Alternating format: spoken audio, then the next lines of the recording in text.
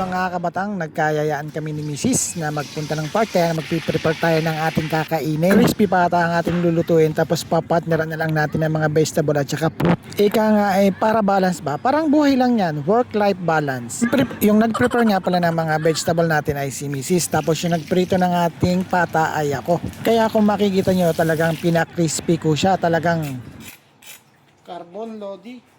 O ayan, nagayat ko na yung ating pata. Yun mga kabatang, tayo aalis na papunta na ng park. So yan o, nakaset up na yung ating mga pagkain dyan. Yun mga kabatang, tayo ay walk-in lang papunta ng park. So sinadya talaga namin to para at least pawisan. Mga alternative way naman na pwedeng gawin, tulad ng bus, taxi.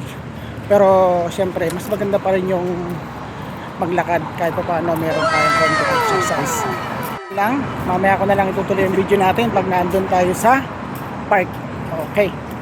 Ayun na nga at tayo ay nakarating na sa ating pupuntahan. Ayan na, maghahanap na tayo ng magandang spot para nang sa ganoon maganda yung ating ambience. Dito sa area na to ay free lahat. Wala kang babayaran na entrance, kahit ano wala kang babayaran. Ang babayaran mo na lang ay yung mga pagkain na binili mo. Ayun na nga, nakakita na tayo ng magandang spot doon sa malapit sa football area. Para nang sa ganon maliwanag din tayo. Gusto sana namin sa tuktok kaso may nakapwesto, kaya dito na lang kami sa mismong laylayan ng parang burol. Kaya yan, sinetap na natin yung ating pagkain dahil kami ay gutom na. Yun mga kabatang, nakasetup na tayo. Yan. Tapos ito yung ating front. Pinili namin sa football area para maliwanag. O yan na nga, nakasetup na yung ating mga pagkain. Naku po, takam na.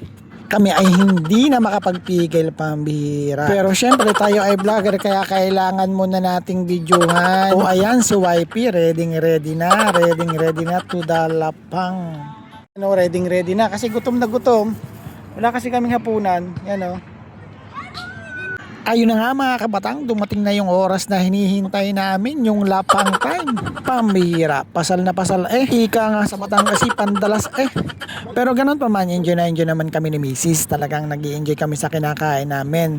Crispy pa, tapos samahan mo pa ng mga vegetable, ay talaga naman perfect combination. Mas pinili nga pala namin kumain sa labas. Syempre doon kami sa bahay, medyo nababagot. Mas maganda kasi yung ambience pag nasa labas at saka sa park. Nakaka good vibes. Kami kasi ni Mrs. mas pipiliin namin lumabas kaysa mag-stay sa bahay. Yun mga kabatang, almost done na tayo. Talaga namang satisfied tayo sa ating hapunan sa labas. Yun mga kabatang, craving satisfied tayo. Tsaka nag-enjoy din si Mrs.